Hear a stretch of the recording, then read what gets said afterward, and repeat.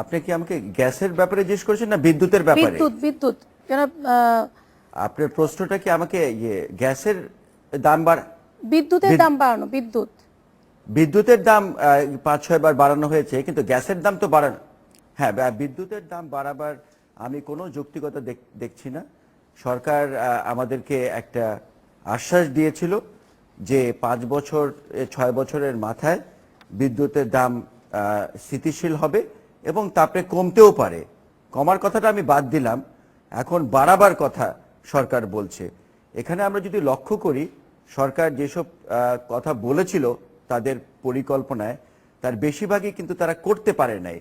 হয়তো এগুলো আসবে, কিন্তু এগুলার সাংঘাতিক রকমের বিলম্ব হয়ে গেছে। একটা হচ্ছে কয়লা ভিত্তিক বিদ্যুৎ কেন্দ্র, তারপরে তারা পারমাণবিক বিদ্যুৎ কেন্দ্রের কথা বলেছিল। সবগুলোই আমরা লক্ষ্য করছি যে বেশ 2 থেকে 3 বছরের তারা এখন বিলম্বে যদি হয় তাহলে হবে। তাহলে আমরা যদি লক্ষ্য করি যে তেলের দাম ইতিমধ্যে কমে গেছে, এবং যেই কারণে যে বিদ্যুতের দাম বাড়ানো হয়েছিল সেটা হচ্ছে তেল ভিত্তিক বিদ্যুৎ কেন্দ্র করার কারণে। সো তেল ভিত্তিক বিদ্যুৎ কেন্দ্র করার কারণে এতদিন যেই চড়া মূল্যে জনগণ যেই মূল্য দিয়ে এসেছে, তার থেকে এখন যেহেতু তেলের দাম কমেছে, এটা কমার কথা, এবং তারা যদি সাশ্রয়ী বিদ্যুৎ আনতে পারত তাহলে আমি মনে করি আরো বিদ্যুৎ দাম কমতে পারত। আপনি কিছু বলছেন যে সরকারের কিছু আশ্বাস ছিল, যেমন বলা হয়েছিল যে 13 সালের পরে 2014 থেকে দাম কমবে বিদ্যুতের। আরেকটি ছিল যে পুরনো পাওয়ার প্ল্যান্টগুলির কথা বলা হয়েছিল।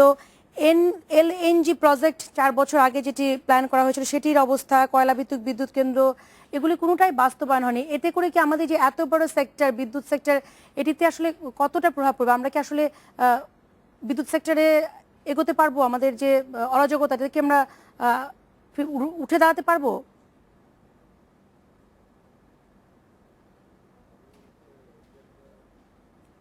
সরকার যেই পরিকল্পনা নিয়েছে আমদানিকৃত কয়লার উপরে ভিত্তি করে আমাদের ইলেকট্রিসিটি সেক্টর ডেভেলপ করা, এটা আমি মনে করি মূলত অবাস্তব।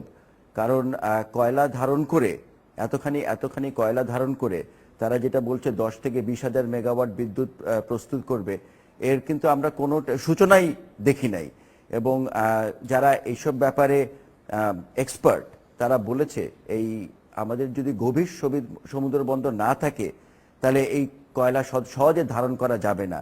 এবং সেই কারণে আমরা দেখেছিলাম মাতারবাড়িতে যেই বিদ্যুৎ কেন্দ্র 1200 মেগাওয়াটের বিদ্যুৎ কেন্দ্র জাপানিরা নির্মাণ করবে বলেছে, তার সাথে তারা একটা গভীর সমুদ্র বন্দরও করবে। কিন্তু এই যে গভীর সমুদ্র বন্দর করবে, তার দাম কিন্তু ওইটার সাথে সংযোজন করা হয়েছে। তার মানে ওখানে বিদ্যুতের দাম কিন্তু প্রকৃত মূল্যে 12 টাকার উপরে চলে যাবে। তাই সাশ্রয়ী বিদ্যুৎ আমরা যেটা বলি, আমি মনে করি এটা শুধুমাত্র আমাদের নিজস্ব কয়লা দিয়ে যদি আমরা করি, তখনই আমরা শুধু সাশ্রয়ী বিদ্যুৎ দিতে পারবো। তা না হলে ধীরে ধীরে আমাদের বিদ্যুতের দাম বাড়তেই থাকবে। কারণ আমরা আবার এলএনজি ইম্পোর্টের কথা বলছি। এলএনজির এখন দাম বাংলাদেশে বিদ্যুতের খাতে আমরা $1 থেকে $1.5 গ্যাস দিই, আর আমরা যেই গ্যাসটা ইম্পোর্ট করব এলএনজির ইয়েতে, সেটার দাম হচ্ছে $15। তাই আপনি বুঝতেই পারছেন প্রায় 10 গুণ বেশি দামের আমরা একটা জ্বালানি এনে আমাদের এই জ্বালানি সমস্যার সমাধান করার চেষ্টা করছি। এবং কয়লা আমদানির ব্যাপারে সরকার এখনো কিন্তু ওই যেটা কয়লা ধারণ করার ব্যাপারে কোনো রকমের ইনভেস্টমেন্ট করে নাই। এবং সেই কারণেই রামপালের পাওয়ার প্ল্যান্টটাও অত্যন্ত ধীর গতিতে চলছে। এবং আপনি যে কথাটা বললেন যে আমাদের যেসব পুরাতন বিদ্যুৎ কেন্দ্র ছিল সেগুলা বন্ধ করে নতুন বিদ্যুৎ কেন্দ্র করার ব্যাপারেও সরকার তেমন কোনো তোড়জোড় করতে পারে নাই।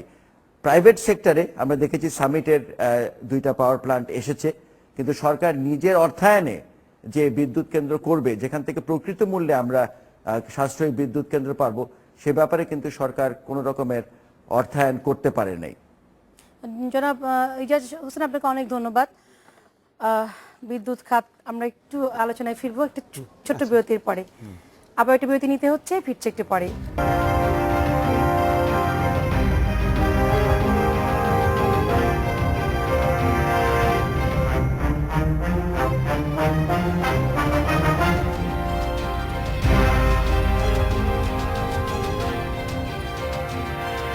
দেখছেন বাংলাদেশ এখন। আবারও চলে যাচ্ছে আলোচনায়। আমরা বিদ্যুৎ খাতে কোনো সুখবর আসলে নেই। দাম আসলে বাড়ার প্রসঙ্গে। বিদ্যুৎ খাত বা জ্বালানি খাত আসলে একটা গভীর সংকটের দিকেই যাচ্ছে। আসলে আভ্যন্তরীণভাবে আমরা যদি কয়লা এবং গ্যাসের উৎপাদন এবং সরবরাহ যদি আমরা নিশ্চিত না করতে পারি, তাহলে এই সংকটটা থাকবেই। সুতরাং এই ক্ষেত্রে উত্তরণের একমাত্র পথ হচ্ছে যে গ্যাসের নতুন নতুন উৎসগুলো দ্রুত নিশ্চিত করা আর কয়লা উৎপাদনের দিকে নজর দেওয়া। কারণ আমদানি করা কয়লা দিয়ে এই যে মাতারবাড়ি বা রামপালের মতন বড় বড় প্রজেক্ট, এটাও কিন্তু খুব নির্ভরযোগ্য না।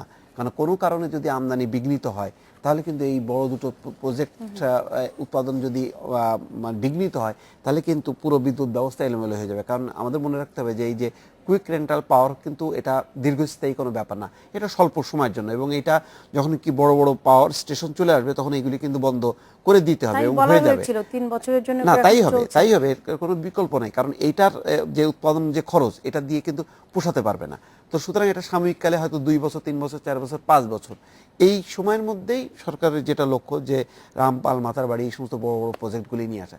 কিন্তু সেই প্রজেক্টগুলো যদি আবার আমদানি করা কয়লার উপরে নির্ভর করে যদি হয়ে থাকে, তাহলে সেটাও কিন্তু খুব একটা টেকসই কোনো প্রজেক্ট হবে না। সুতরাং অভ্যন্তরীণভাবে আমাদের কয়লা উৎপাদন এবং গ্যাসের সরবরাহ এইটার দিকে আমাদের করতে হবে। এবং গ্যাস ভিত্তিক, আপনারা জানেন যে গ্যাস ভিত্তিক যে পাওয়ার প্ল্যান্ট, এটার উৎপাদন খরচ অত্যন্ত কম এবং এটা সাশ্রয়ী, যেটা উনি বলছিলেন, সাশ্রয়ী বিদ্যুৎ পাওয়া সম্ভব হবে যদি আমরা গ্যাসের থেকে উৎপাদন করি আমরা বিদ্যুৎ, অথবা কয়লা থেকে উৎপাদন করি। সুতরাং গ্যাস এবং কয়লা আমাদের অভ্যন্তরীণভাবে উৎপাদনটা এটা নিশ্চিত করতে হবে, এছাড়া আর কোনো বিকল্প নেই। মঞ্জু ভাই, যেটা যে বিদ্যুতের দাম বাড়ানো মানে কিন্তু পুরো সবকিছুর উপর এটার প্রভাব পড়া, স্বল্প আয়ের মানুষ বলেন, মধ্যবিত্ত সবার জন্য একটা এবং ডক্টর ইজাজ হোসেন যেটা বলছিলেন যে সরকার আসলে কোনো যে পরিকল্পনাগুলো নিয়েছিলেন, কোনো দিকে আসলে এখনো পর্যন্ত সাকসেস হতে পারেননি।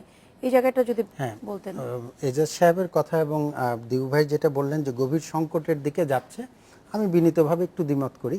সংকটে এখন আছে, ক্রমান্বয়ে সংকট সমাধানের দিকে যাচ্ছে সরকার। কারণ এজাজ সাহেব যে কথা বলেছেন, উনি বিশেষজ্ঞ মানুষ, তার একেবারে পুরো ধারণা আছে। সরকার যে পরিকল্পনা করেছে তাতে 2-3 বছর পিছিয়ে আছে।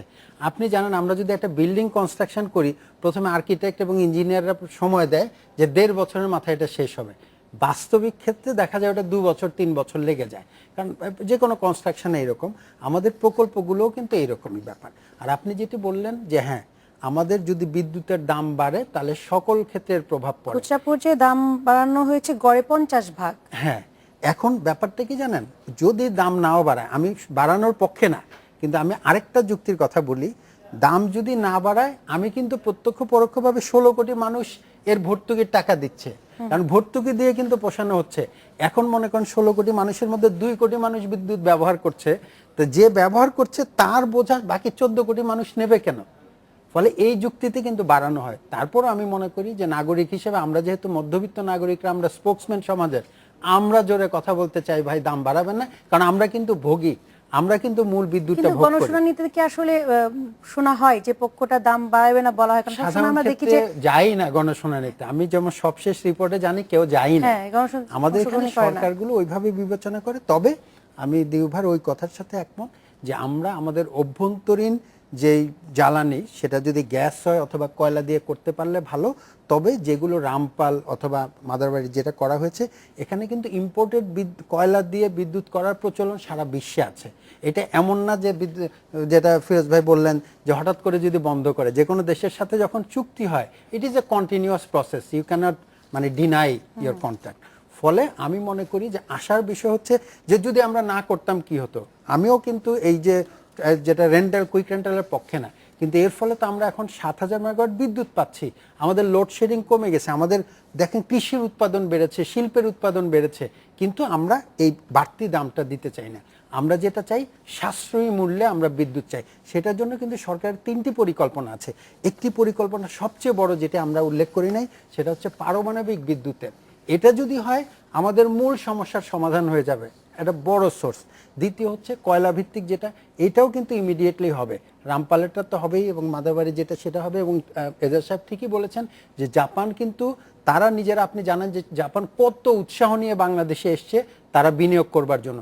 তারা সেখানে ওই যে কয়লার একটি বন্দরও তৈরি করবে, আবার বিদ্যুৎ কেন্দ্রেও তারা বিনিয়োগ করবে। ফলে যদি কয়লা ভিত্তিক হয়, পারমাণবিকটা হয়, আর এরপরে আপনি যেটি বললেন যে আমাদের পুরনো যে প্ল্যানগুলো ছিল এইগুলোকে নতুন করে এটার পাওয়ার বাড়িয়ে যাতে সেখান থেকে স্থায়ী সমাধান হয়, এই 3টি কাজ করতে আমার বিশ্বাস যে আগামী 3 থেকে 4 বছর লাগবে। এর মধ্যে 4 বছর আমরা কি 43 বছরের মধ্যে আমরা যদি এই সরকারের 6 বছরকালীন সময়ে তো আমরা ডাবল হতে দেখলাম বিদ্যুতের উৎপাদন, তার আগের 5 বছর তো 1 মেগাওয়াটও উৎপাদন হয় না, তাতে আমরা টিকে ছিলাম না। কিন্তু আমাদেরকে একটু ভবিষ্যতের ভালোর জন্য আপাতত আমাদের কষ্ট সহ্য করতে হচ্ছে, কিন্তু আমাদের এই প্রেশারটুকু রাখতে হবে সরকারের প্রতি এবং যারা এই সমস্ত বিদ্যুৎ ব্যবস্থাপনার সাথে জড়িত তাদের উপর, যে আপনারা নির্ধারিত সময়ের মধ্যে যেন এই প্রকল্পগুলো শেষ করেন, তাহলেই কেবল আমরা ঠিক জায়গায় থাকতে পারি। এই জায়গায় আমি আবার একটু রাজনীতির প্রসঙ্গ আনি। আজকে যারা বিরোধী দলে আছে, মনে করেন ছায়া সরকার, তো তাদের উচিত এই জায়গায় সোচ্চার হওয়া, তাদের উচিত বলা যে ভাই আমরা যারা ভোক্তা তাদের আমাদের উপরে প্রেশারটা বাড়াবা না, তোমরা শর্ট টাইমের মধ্যে নির্দিষ্ট সময়ের মধ্যে বিদ্যুৎ উৎপাদন সম্পন্ন করো, না হলে কিন্তু আমরা আন্দোলন করব। আমাদের তখন জনগণ এটা সাড়া দেবে। আন্দোলন যদি হয় যে সংসদ ভবনের এই সংসদের সামনের সারিতে কে কে বসবে, আমি কবে ক্ষমতায় যাব, অথবা আমার সন্তান এই ফুলের মালা দিয়ে দেশে আসলো কিনা, তার অপরাধের যে সমস্ত মামলা সেগুলো প্রত্যাহার করো, তাতে জনগণের কি যায় আসে? জনগণের ইস্যুগুলোর সাথে সম্পৃক্ত করতে পারলে তাহলে যেই ক্ষমতা থাকে জনগণ সেটার প্রতি সমর্থন দেবে। এই ফুটওভার ব্রিজ ব্যাপারে জানেন যে ডিএমপি 25 নভেম্বর থেকে বলেছে যে রূপসী বাংলা থেকে ফার্মগেট পর্যন্ত তারা জরিমানা করবে, এবং কতটা আপনার যৌক্তিক মনে হচ্ছে? উচিত, আমরা জানি যে আমাদের সচেতনতা, কিন্তু এটাকেও কতটা যৌক্তিক মনে হচ্ছে যে আসলে কি কাজে আসবে এই অভিযানটা? এটার উত্তর হ্যাঁ এবং না। আমি মনে করি যে এই উদ্যোগটাকে আমি স্বাগত জানাই, কারণ আমরা জানি